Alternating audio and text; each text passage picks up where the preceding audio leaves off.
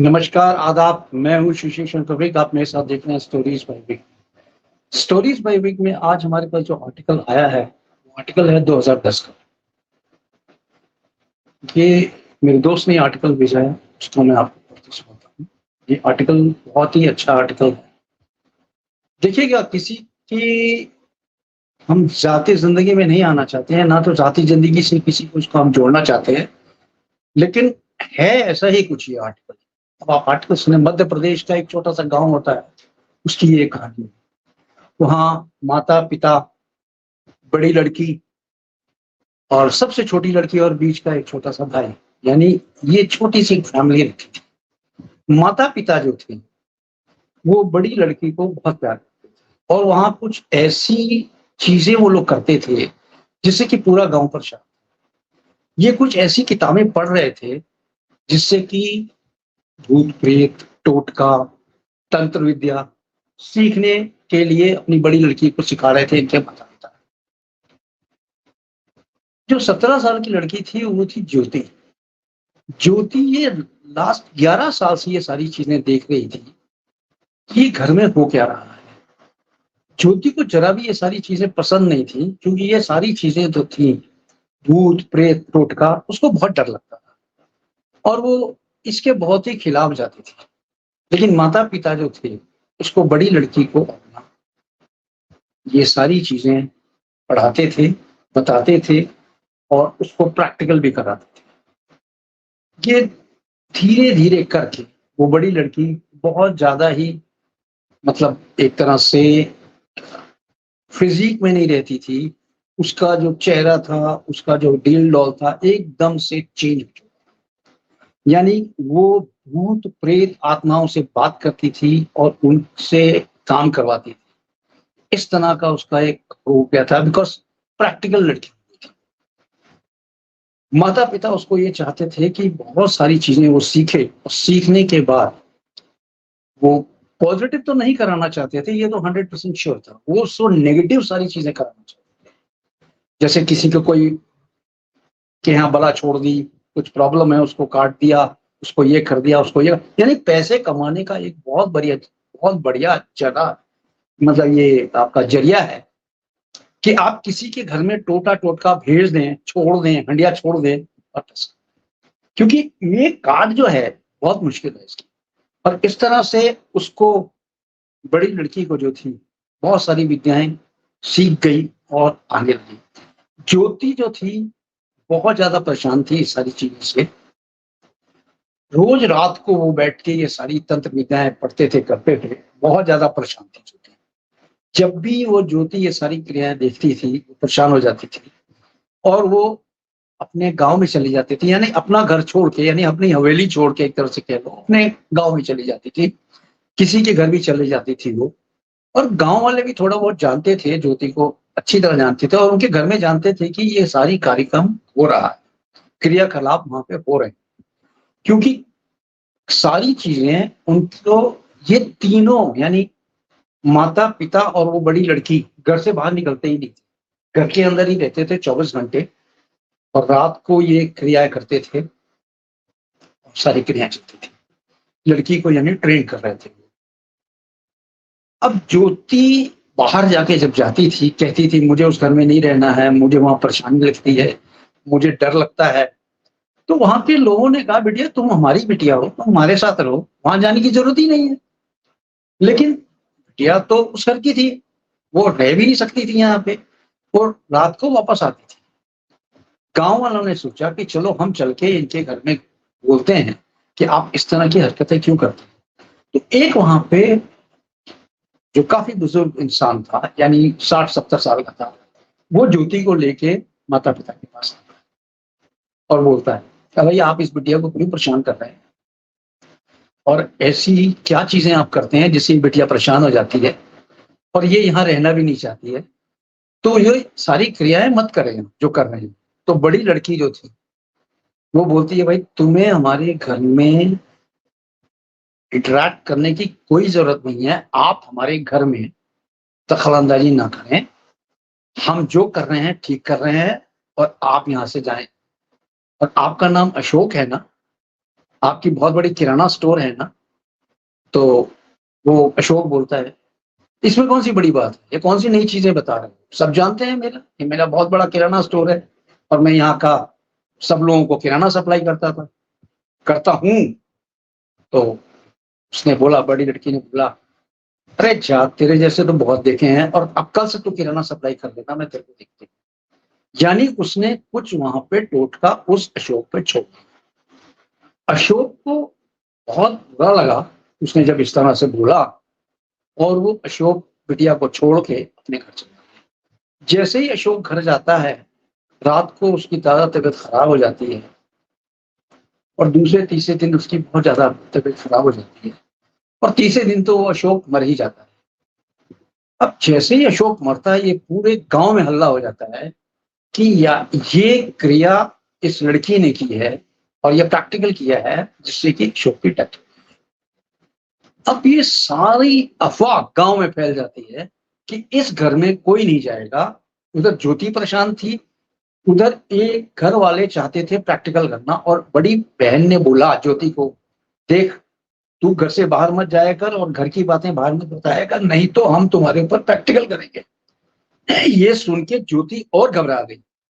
ज्योति क्योंकि एक बहुत सीधी सादी सी लड़की थी, उसको इस सब चीजों से कोई मतलब नहीं था, वो अपनी दीन दुनिया में रहती थी। लेकिन जब ऐसी बातें उसने ज्योति ने सुनी, वो डर गई। डरने के बाद उसने ये सोचा कि मैं मौसी के घर चली जाऊं। मौसी उसकी वहां से 200 किलोमीटर दूर रहती थी। उस जमाने में कोई फोन वगैरह भी नहीं हुआ करते थे, तो उसने सोचा कैसे जाए मौसी के पास, कैसे संदेश भेजें। ये सोचते सोचते वो ज्योति सो गई। वहां उस गांव का मुखिया के पास ज्योति गई और ज्योति ने उसको बोला कि भाई इस तरह से बात है और मुझे बचाओ, कि मैं उस घर में नहीं जाना चाहती, अब मुझे मेरी मौसी के घर भेज।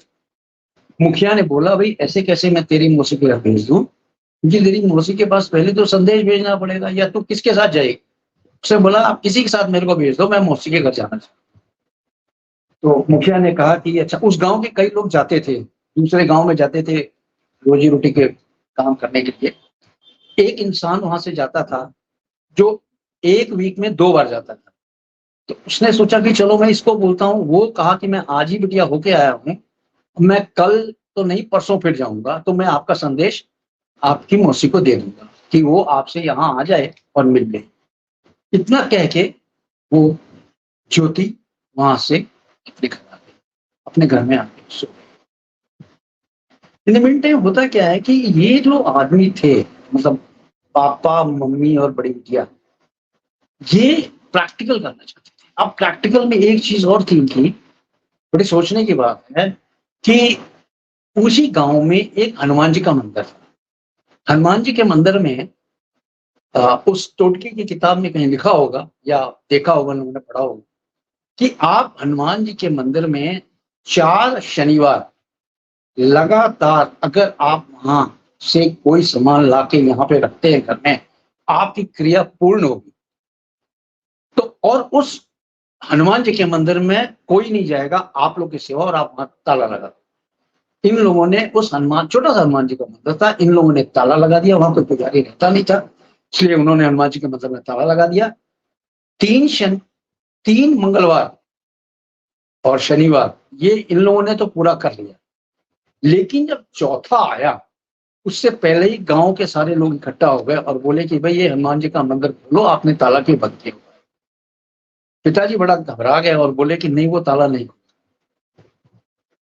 ज्योति ने साफ साफ बताया कि इन लोग को मैंने बात करते हुए सुना है कि एक मंगलवार और हम वहां पे पूजा कर लेंगे तो हम इसको सिद्ध कर लेंगे और सिद्धि हमारी हो जाएगी, तब हम इससे कोई भी काम करवा सकते हैं। ऐसा सुनना था। ज्योति बहुत घबरा गई। और ज्योति घबरा गई, उसका घबराहट का कारण ये भी था क्योंकि उसने कभी ये सारी चीजें सुनी भी नहीं थी, देखी भी नहीं थी। लेकिन जो अपने घर का माहौल देख रही थी, नेगेटिव एनर्जी देख रही थी, उससे वो ज्योति बहुत ज्यादा परेशान थी। खैर, ये किसी भी तरह घर वालों ने सबने मिलके वो चौथा मंगलवार तो उनका पूरा नहीं होने दिया और उसका हनुमान जी का मंदिर का ताला खुलवा दिया। तो एक तो ये बाधा आ गई इनके ऊपर, वो रुक गया, खुला नहीं। दूसरा, जो मुंशी जी थे, मुंशी जी के पास वापस गई थी ज्योति, तो ज्योति को मुंशी जी लेके आते हैं कि भाई आप गाँव में ये सारी चीज़ें बंद कर दीजिए, नहीं तो हमसे बुरा कोई नहीं होगा, हम आपको ठीक। वो उस दिन 13वीं थी, वो जो आदमी मरा था ना अशोक, उसकी उस दिन 13वीं थी। तो सारे गाँव वाले इकट्ठा हुए थे 13वीं वाले दिन, तो वो मुखिया भी आया था। अब देखिए 13वीं में कोई भी 13वीं हो, किसी का भी हो, यानी वेजिटेरियन वालों के यहाँ हो, नॉन वेजिटेरियन वालों के यहाँ हो, वेजिटेरियन खाना बनता है प्योर। अब वहाँ पे जो 3 हंडिया रखी हुई थी, जिसमें दाल, चावल और सब्जी रखी थी, बड़ी-बड़ी हंडिया। वो जैसे ही हंडिया को वहाँ पे जो रसोइया था वो खोलता है, उनके अंदर क्या देखता है कि तीनों हंडियों में मांस भरा, यानी गोश्त, मांस भरा। ये देख के वो बड़ा घबरा जाता है और जिसने 13वीं करवाई थी उसको बोलता है कि भाई ये क्या है? ये सारा समझते हुए देर नहीं लगी मुंशी को कि मुखिया को कि ये सारा क्या कराया, ये इनका है जो ये तंत्र विद्या सीख रहे हैं।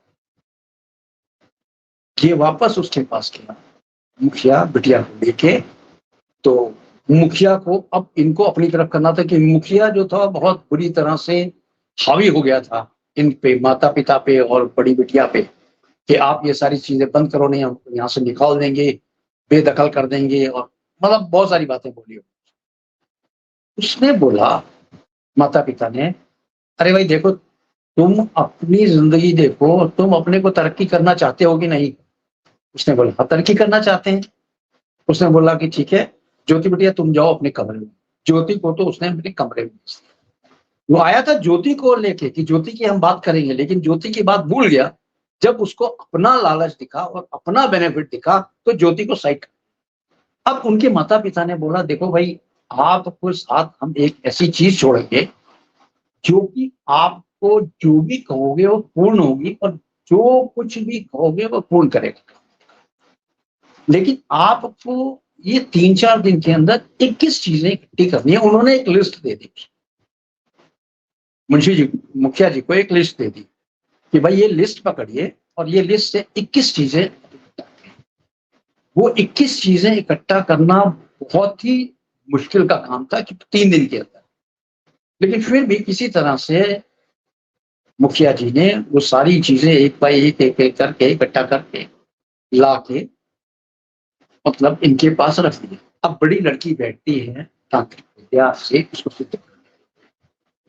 जब वो सिद्ध करती है, तो ज्योति अपने कमरे में से देख रही होती है कि उनके पास एक इंसान जो है वो आता है। उस जो 21 चीज़ें थी उसमें से एक इंसान बनाते ही हैं और वो इंसान को मुखिया जी के पीछे छोड़ देते हैं। यानी मुखिया जी आगे-आगे जाते हैं, उसके साथ वो इंसान भी चला जाता है। लेकिन वो इंसान अदृश्य इंसान है, उसको कोई नहीं देख सकता। ये सब देखते थे, प्लस वो ज्योति देख रही थी। ज्योति किस लिए देख पा रही थी? क्योंकि उसके घर से वो इंसान जाते हुए देख रहा था, देख रही थी। और जब उसने देखा कि वो जाते हुए, तो उसको भी कुछ खटका। वो फौरन वहाँ से इतना डरी कि अपने वो जाके बिस्तर में मुँह छुपा के सो गई, सवेरे का इंतज़ार कर रही।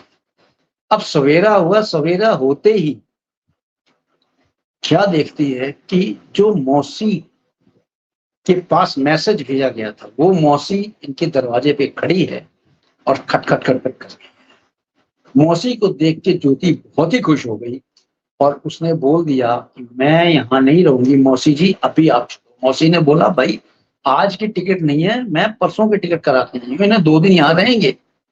उसने कहा, "2 दिन रहना बहुत मुश्किल हो जाएगा यहाँ पे, आप यहाँ से निकल लो।" उसने बोला, "नहीं, हम यहाँ 2 दिन रुकेंगे, हम भी तो देखें करते क्या है ये लोग।"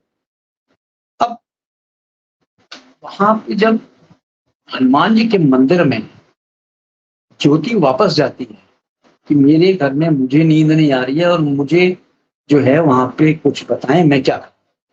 तो उस हनुमान जी के मंदिर में जो पुजारी था, वो ज्योति को बोलता है, ये एक पोटली देता है। कहता है कि आप जब भी वो ये क्रियाएँ करें, आप इस पोटली को लेके बैठ जाना, वो क्रियाएँ नहीं कर पाएँगे। यानी 3 दिन उनको रोको। किसी भी तरह से। तो उसने कहा ठीक है, वो लेकिन वो रोज रात को क्रियाएं करती थी, ज्योति को पता भी चलता नहीं था, वो सारी क्रियाएं होती थी, ज्योति सोई रहती थी, उसकी आंखों के सामने सारी क्रियाएं थी। तो वापस जाके बोलता है, जो ज्योति है जाके पंडित जी को बोलती है, पंडित जी आज तो वहां पे हुआ ही नहीं कुछ। पंडित बोलता है ऐसा हो ही नहीं सकता है, ये रेगुलर क्रिया है, वो लोग करते होंगे, आपको समझ में नहीं आ रहा है। चलो दूसरे दिन देखना। आप दूसरे दिन भी गए, भी नहीं हुआ। तो तीसरे दिन भी नहीं हुआ। तो अब उसने बोला, पंडित ने, कि देखो भाई ऐसा है, वो सब क्रियाएं आपके सामने हो रही हैं, लेकिन आपके सामने एक अदृश्य चीजें हैं, आप वहां कुछ दिख नहीं, क्योंकि वो सब जगते हैं, सारी क्रियाएं करते हैं, और ये क्रियाएं 3 दिन तक रेगुलर होंगी। उसके बाद ये सिद्ध करना चाहते हैं, वो सिद्ध हो जाएगा, और सिद्ध नहीं होने देना है, इसके लिए मैंने आपको ये पोटली दी है। इस पोटली को जैसे ही वो बैठे क्रिया करने, आपको फेंक देनी है। लेकिन ये उसको मौका नहीं मिला। अब धीरे धीरे जो है ये सारी चीजें हो गई, उसको मौका नहीं मिला ज्योति को, और उसकी क्रिया और सिद्ध हो गई। यानी उसकी बड़ी बहन ने क्रिया और सिद्ध कर ली, और एकदम से वो तांत्रिक का रूप जो कहते हैं, उसकी आंखें ज्वलनशील, बाल खुले हुए, एकदम से, यानी कि तांत्रिक की लग रही थी। अब ज्योति ने सोचा कि मैं क्या, उसकी जो मौसी थी, मौसी ने कहा चलो भाई अपन सो जाते हैं, कल सुबह जाना ही है, सो जाओ। रात को सो गए लोग।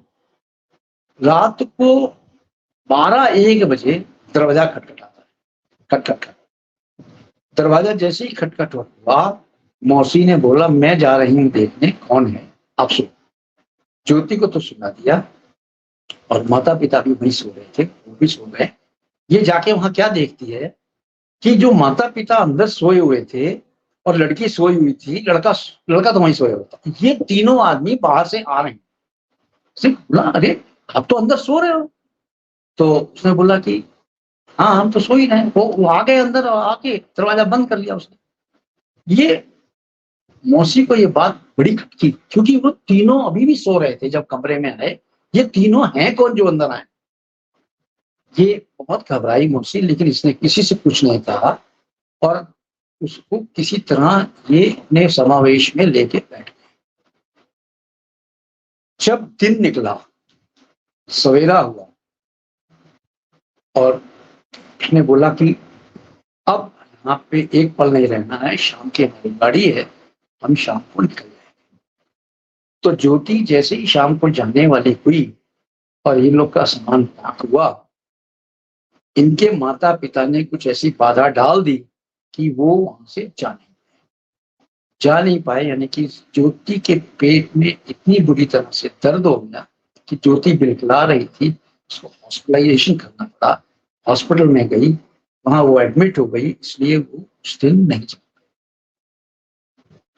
दूसरे दिन की बात है, दूसरे दिन अमावस्या का दिन था। अब अमावस्या के दिन तक इनको रोकना था, क्योंकि अमावस्या के दिन ही ये सारी तंत्र विद्याएं, अंतर विद्याएं जो है सिद्ध होती हैं। वो सिद्ध होने वाला दिन आ गया, और ये लोग क्या किए, तीनों आदमी, माता पिता और बड़ी बहन, और छोटा सा जो इनका भाई था, उसको एकदम लड़की का स्वरूप देके बहुत सुंदर सजाया हुआ था। और एक वहां से, इनके घर से करीब 15-20 मिनट का रास्ता होगा, वहां पे एक रेलवे लाइन जाती थी, रेलवे लाइन के ऊपर उसको, लड़के को बैठा दिया। लड़के को बैठा के उसकी पूजा करी।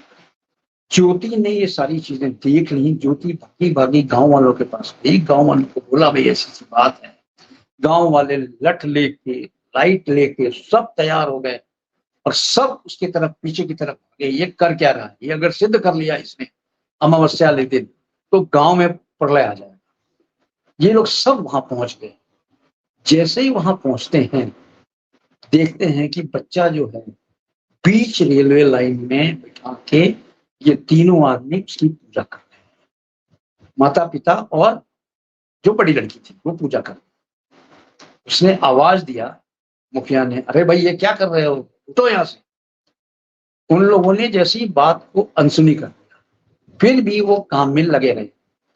इतने देर में 10-15 मिनट ही बीते होंगे कि एक आदमी वहां से आगे की तरफ बढ़ा और उस लड़के को खींचता हुआ अपनी तरफ ले, यानी लाइन से उठा के पार की तरफ भीड़ में। जैसे ही उस लड़के को भीड़ में लेके आया, इतनी देर में एक वहां से रेलगाड़ी पास हुई, और रेलगाड़ी जो पास हुई, महज 10 मिनट या 15 मिनट लगे होंगे रेलगाड़ी को पास होते हुए। अब तो रेलगाड़ी वहां से पास हो गई, उसके बाद वहां जो दृश्य देखा गया वो असहनीय दृश्य था। वहां पे कोई नहीं था, वो तीनों के तीनों गायब थे। कहाँ चले गए, क्या हुआ, कुछ पता नहीं। यानी कि वो तीनों तांत्रिक कैसे गायब हो गए, कुछ नहीं। आज तक उस गांव में, उस घर में वो तीनों आदमी नहीं है, केवल ज्योति है, उसका छोटा भाई है, मौसी है। वो मौसी भी अपने शहर से जहां रहती थी वहां छोड़ के गांव में आ गई, इस हवेली में रहने लगी, और आज ये सब लोग वहां पे खुशी से रहते हैं। लेकिन उन तीनों का नहीं पता चला वो गए कहाँ। अब वो कौन थे, क्या थे, आप भी सोचिए, सोचने में मजबूर हो जाइए। कौन थे, कैसे थे, कहाँ गए, और ये क्या वो तांत्रिक थे? तांत्रिक थे तो गए कहाँ? आज की जो स्टोरी थी वो इतनी ही थी आर्टिकल। बहुत बहुत धन्यवाद आपका सुनने के लिए स्टोरीज बाय विग में। और मेरी जो ये कहानी है, मैं आपको डराने के लिए नहीं सुनाता हूँ, आपको भयभीत होने के लिए नहीं सुनाता हूँ, बल्कि आप अपने को मजबूत करें और ऐसी चीजों से बिल्कुल न डरें जो कि अनहोनी करते हैं, और अनहोनी करते हैं उसको टोकें। और अगर किसी को भी अगर आप इस तरह की तांत्रिक विद्याएं या करते हुए देखते हैं तो नियर बाय पुलिस स्टेशन में जाके डेफिनेटली कंप्लेन करें, ताकि इस चीज को रोका जा सके। तो इसी के साथ मैं एंड करता हूँ stories bye wig. Jeevan Anand लेने के लिए है, जीवन सहने के लिए नहीं है। जय हिंद, जय भारत, अपना ख्याल रखें।